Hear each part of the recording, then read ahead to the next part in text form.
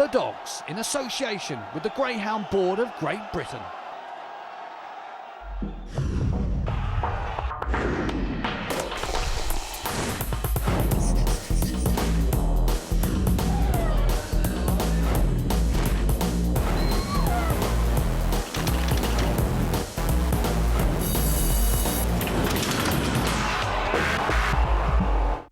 Well, hello and welcome to a very special edition of The Dogs. We're in Dublin at the greatest greyhound track in the world, Shelbourne Park, for the richest greyhound race in the world. It's the PaddyPower.com Irish Derby final. It's worth €175,000 to the winner. High-class action on the way, plus the best of British with the Marathon Queen flying winner.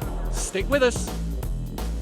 Also in this week's programme, all 6 first-round heats of the Coral Puppy Cup from Romford. We talk to the owners and trainer of the 2008 Greyhound of the Year, LENSON Joker, who's just been retired. Plus more open race action, including the heats of the Oxfordshire Trophy. But first we're off to Shelbourne Park to join thousands of others there for PaddyPower.com Irish Derby final night. College Causeway's owners proudly wore their rosettes, and the orange jacket of Trap 5 seemed to be worn by most. There was support for the other finalists, of course, and one young lad had the whole field covered. The UK was stylishly represented off the track, although on it there was a reverse for the queen of the marathon scene in Britain, as flying winner trailed home behind Ireland's impressive stayer, Corporate Attack, over 850 yards. He's clear from 4:30 a bound. Flying winner is out with the washing, but it's Corporate Attack is racing clear and up to the line. Corporate Attack, number 3, the winner. Second is 4:30 a bound, and third, number 1, Priceless Palm. This rather brave soul paid a flying visit to Shelbourne before the consolation final, which saw the Ollie Bray-trained Royal Tornado deny Pat Buckley's Slip the Lark in impressive all-the-way fashion. For home is 3, Royal Tornado. 5, Slip the Lark is coming, but no, it's 3, the winner, Royal Tornado. Second was 5. Pat Terraces now awaited the main event, while it was also standing room only inside. Back outside, the owners of Scolari Me Daddy made a real splash and will be dreaming of Derby glory come 2010. But it was this trophy connections of the 6 finalists were coveting most. Betting now became almost fever pitch, and a roar from the stands welcomed People's Champion College Causeway onto the track. Pat Buckley's dog, owned by Mike and Vince McKenna, had shattered the track record in the heats and now bid to complete an unbeaten run through the Classic. He started a red-hot favourite despite a tricky draw outside wide moving Cash and Legend. It meant the gamble of the race was John McGee's Oran Classic in 2, the likely leader. And away they go, and it's number 4, Cash and Legend. 2 on the inside, gets a flyer, Oran Classic. 3, Fate Point Man is going up well, he's in second. And around the corner is number 2 out front, Oran Classic. From 3, Fate Point Man, there goes 4, Cash and Legend with a huge run down the back, and here comes the Causeway. But out front, it's Oran Classic. The Causeway moves into second, he's 4 lengths down. The third bend is 2, Oran Classic. But the Causeway is flying in second off the final bend, and here comes the Causeway. Up the straight, College Causeway wins the Derby. A magnificent performance. He came from nowhere. He's undoubtedly the greatest dog we've seen in years. College Causeway has roared his way into the record books. An outstanding commentary by Michael Fortune on what was the most fantastic of performances and the most fantastic of Irish Derby finals. And it's all thanks to the brilliant College Causeway, the swashbuckling crowd pleaser whose storming run to past Oran Classic off the last bend raised the roof at Shelbourne Park.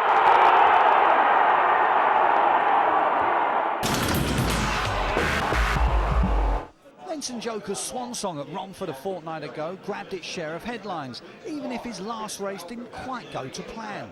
The Greyhound of the Year was for once sighted at the back of the field, but that won't stop us or his owners celebrating his outstanding career. 29 wins from 59 starts, competition wins aplenty, and almost £50,000 in prize money. But the time was right to call it a day, and stud now beckons. We knew it was going to come to that day one day, and we took Tony's advice. He spoke to me and the boys, and we decided unanimously between the 3 of us that we'd have to call it a day sometime. We thought that was the best time to do it. So just one of those things. We've had some fantastic times, a lot of memories. Every time we look at one of your DVDs, brings back memories, the laughs we've had, different things we've done. And also how lucky he was to have a great dog like Joker. And we sincerely hope that he makes it a stud, because I think according to what we've heard, he's very, very popular. Everybody wants to go to him at the moment. Get lots of inquiries, so we're just keeping our fingers crossed and hope it carries on like he was in racing as he is as a stud dog. And Ralph and Tommy, it was good to get involved with Lenny with this one. Yes, it was. Yeah. I was the last one in. Lenny offered me a share, and Ralph, and I'm grateful for it because you know, he's just been an absolutely fantastic dog. Give us fantastic times, fantastic stories, had great meals and beautiful places we've been to, Sunderland and Oxford and Romford. It's just been absolutely fantastic. We've had fantastic 2 years, but it ain't finished now. You know, we're looking forward to seeing the pups, and you know, we'll keep some of the pups as well. And no, it ain't finished, and you know, we're really, really looking forward to the future. And Ralph, you had some really good times with the dog as well, didn't you? What are you trying to say?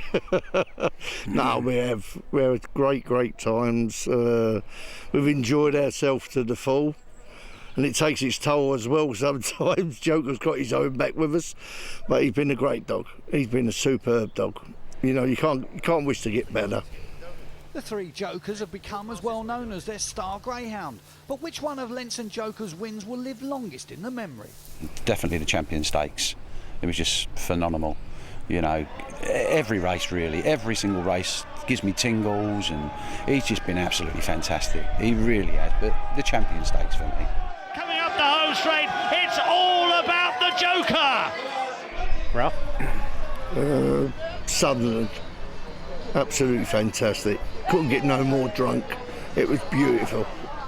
Lenny? Well, Tommy Sam Romford, he ran fantastic Romford, and you remember after that he was off for a long time injured when he had that side of that joint off down there. And I suppose the most thrilling part for me was when he came back at Hove that night and ran a fantastic race behind Barnfield on Air. We know what type of dog that was. And that had early, it had middle, it had everything. So that to me will always stick in my memory, that we knew we had a champion before Christmas, and then after Christmas I knew we still had a champion. And that was the main thing as far as I was concerned. We always knew this dog, when he's in any race, he'd give 100%.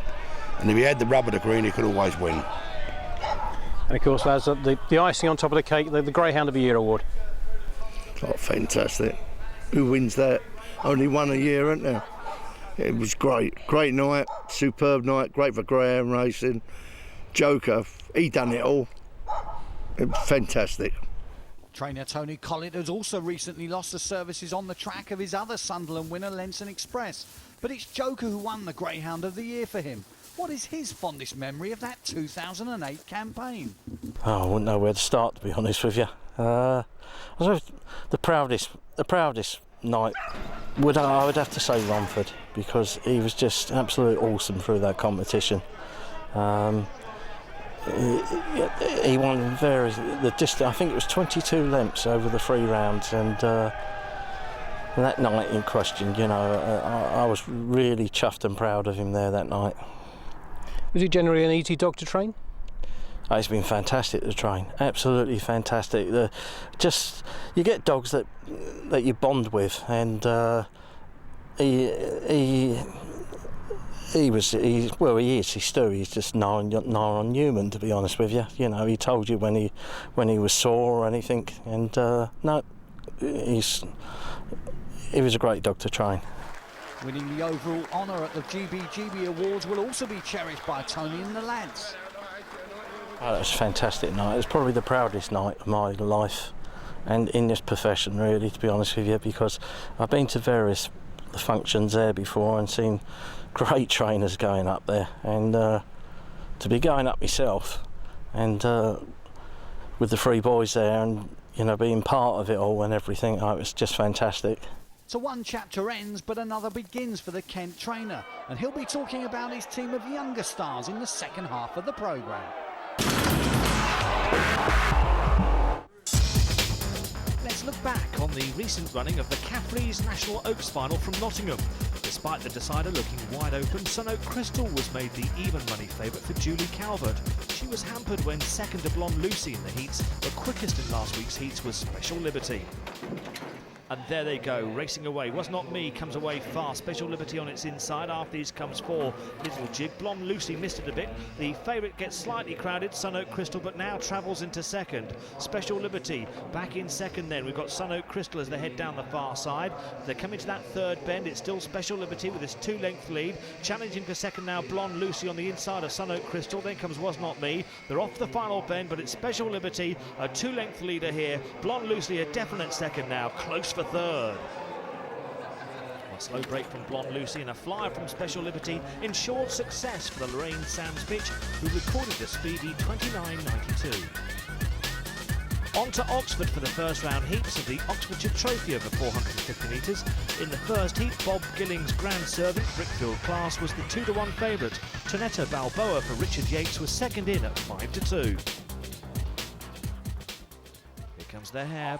And there they go, racing up towards the first bend. Nice start, Tonetta Balboa, pacing up Parkside Jack. After these moving up, oh, something's gone wrong there with Tonetta Balboa.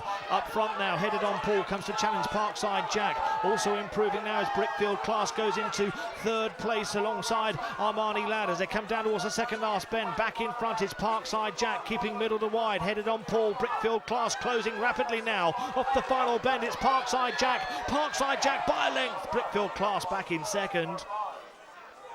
Parkside Jack winning for Frank Wright in 27 seconds dead, beating Brickfield Class by 3/4 of a length. In Heat 2, Jester's Map, who hasn't had a lot of racing this year, was made the even money favourite. The second favourite here was Lily Rules in Trap 6 at 4-1 for Richard Yates. There they go, running up towards the first bend. Quick away Alison's Fantasy. Here comes 5 Rathluick Black. Moving up stylish now, Jester's Nap, moving towards the outside of that second bend and in behind Lily Rules as they go down the far side, and great middle pace here. Jester's Nap takes a couple of lengths out of the field to go into the third bend with the commanding lead now. Back in second is Alison's Fantasy. Trouble at the back there for Lily Rules, but as they come around the final bend, it's Jester's Nap by a wide margin. Back in second, Alison's Fantasy. Despite not leading, Jester's Nap recording 26.95, beating Tony Tuggett's Alison's Fantasy. In Heat 3, Richard Yates was hoping for better luck with Jolly Poacher, who the previous week had won the valuable maiden final. Second favourite was Bubbly Toby, who'd recently won a sprint at Nottingham. And there they go, Bubbly Toby slowly away. Quick away though, Jolly Poacher. That's going to lead into the first bend here from Alton George in 3. As they go around the bend, oh, something happened to Alton George there. Jolly Poacher now left clear. Bubbly Toby's improved up into second place. And then comes Rally Town as they head down the far side towards the second last bend. It's Jolly Poacher by 2.5 lengths. Bubbly Toby giving chase, but surely won't catch. Jolly Poacher for Richard Yates. Runs off the final bend and quickens away for a 3.5 length win. Another ultra-impressive performance from Jolly Poacher, recording 26.66, and it has to be said he looks hard to oppose in Saturday's final. He's berthed in Trap 1. Parkside Jack will make him go flat out for the first 3 bends, but the main dangers, Jester's Nap and Brickfield Class, they both look awkwardly drawn. After the break, we hear again from Tony Collett about his future prospects.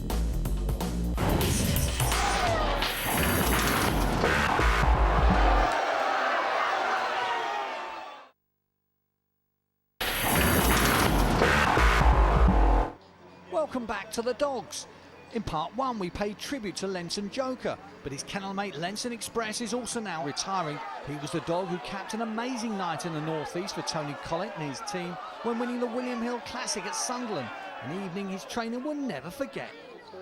That night at Sunderland, just, you know, I never ever forget it. You know, 2 Group 1s in one night, but you know, everything was going. We just had a year that you could never forget about. Yeah, everything just went right. And on the night in question, it was just unbelievable, really.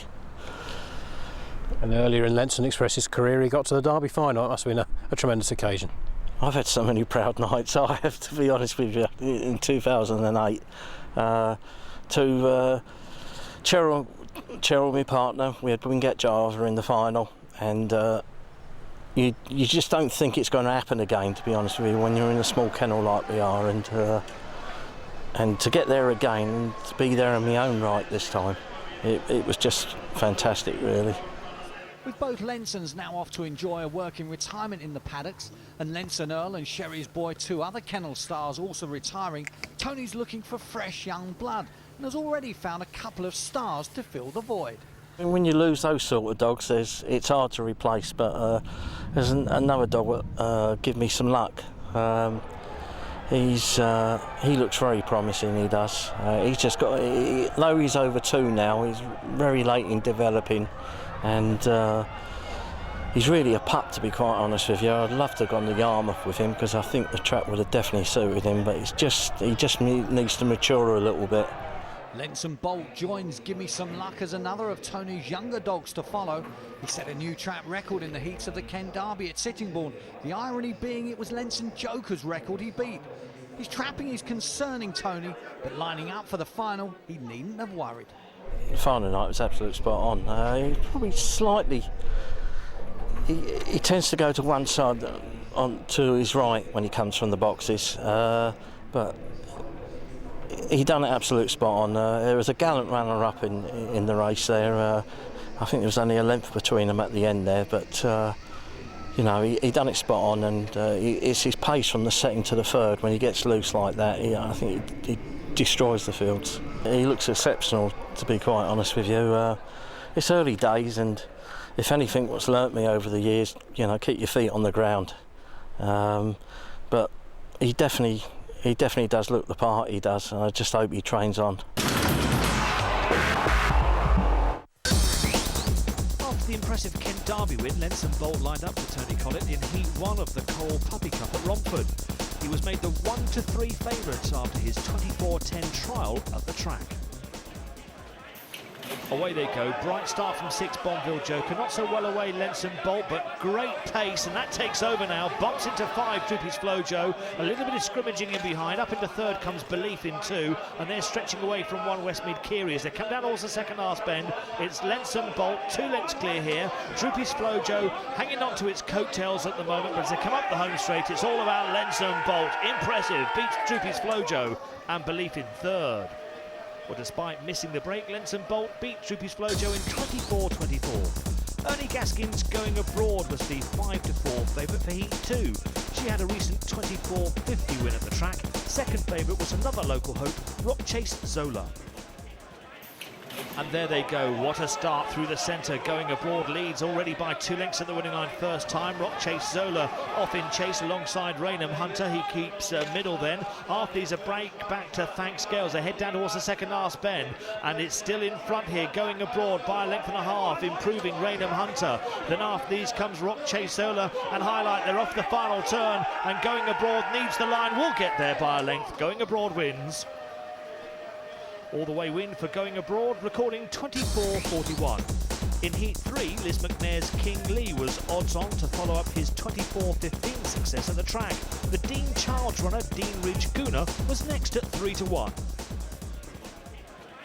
Traps open up and away they go. Bright start from King Lee. Oh, this is impressive. King Lee already 3 lengths clear. 2 Dean Ridge Gooner seem to clip the inside rail there at that first bend and goes into second. From Black No Milk back in 3rd place, but they're well stretched in behind King Lee, who's ultra impressive at the start, and a good 5-length leader here. Dean Ridge Gooner back in 2nd place. Then comes Full Jake. It's great to see King Lee in this kind of form.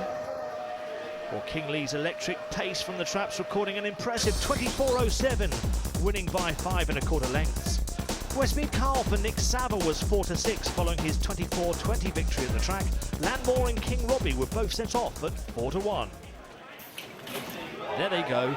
Good start, Westmead Carl on the inside, poaches a length lead here, running up towards the first bend. Curious Incident racing in 2nd place. There's jostling in behind King Robbie, forced a bit wide after a slow break as well. And then comes Hero's Lad, heading down the far side, Westmead Carl. A good middle pace coming from King Robbie, goes a definite 2nd. Curious Incident in 3rd, but it's Westmead Carl who's led them a merry dance throughout and wins for the Sadders. Another winning favourite at Romford as Westmead Carl records 24-32. Well, just 5 runners in Heat 5. The very young Extremely Hard, trained by Albert Dale, was the 1-3 favourite following his 24-23 recording at the track. It was 9-2 bar. Up go the lids and away they go. Eden Droopy's well away. Here comes Extremely Hard on the inside though and takes over. Goes round in front from Eden Droopy. Slightly crowded was Wiltshire Lee in 6. That drops away. Dilton Eagle improving after a slow break. But down the far side, Extremely Hard's got a 5-length lead here. They're jostling in behind at that third bend. Dilton Eagle a definite second now and sticking quite tight towards the rails there. Extremely Hard has won impressively. Well, a tight railing, Extremely Hard winning by 7 lengths in 24.36. In the final heat of the night, Steady Major, who'd landed a massive off-course and on-course punt on his last visit to Romford, was made the 2-to-1 favourite for trainer Phil Simmons.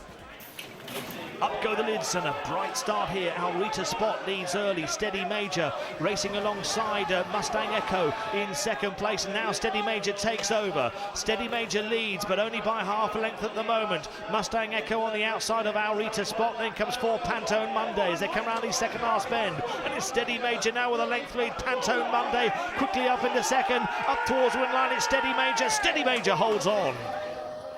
Steady Major winning in a pedestrian 24.75. Here's a look at the semi-final draw. Unfortunately, King Lee, who looked so impressive in the first round, has been withdrawn off colour, so Dean Ridge Guna and Stan Sprinter are expected to progress to the final from the first semi. Anti-post favourite LENSON Bolt is involved in a tough second semi, and I wouldn't be surprised if he's caught out by the inside duo Westmead Carl and Extremely Hard. Whilst the third semi-final could be between Droopy's Flojo and King Robbie, although Steady Major may have something to say about that.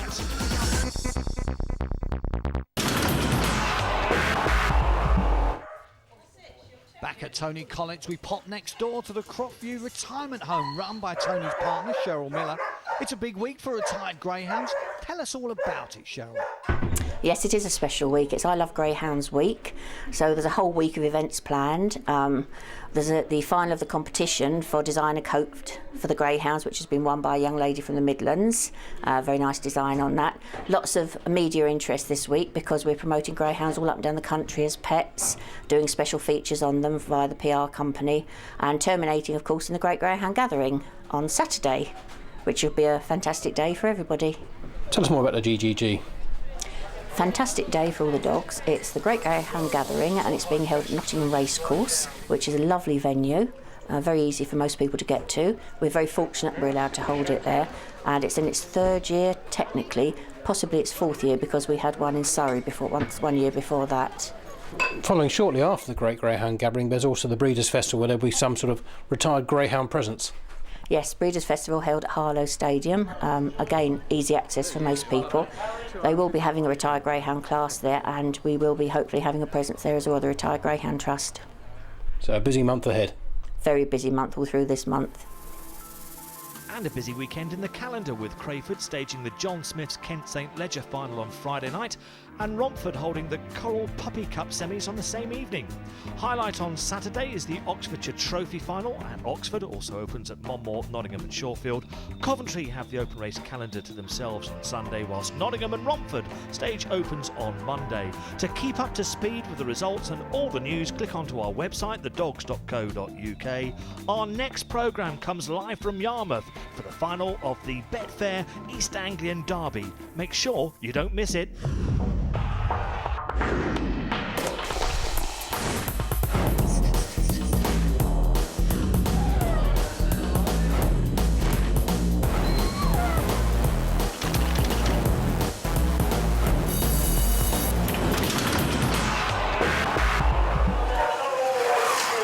The Dogs, in association with the Greyhound Board of Great Britain.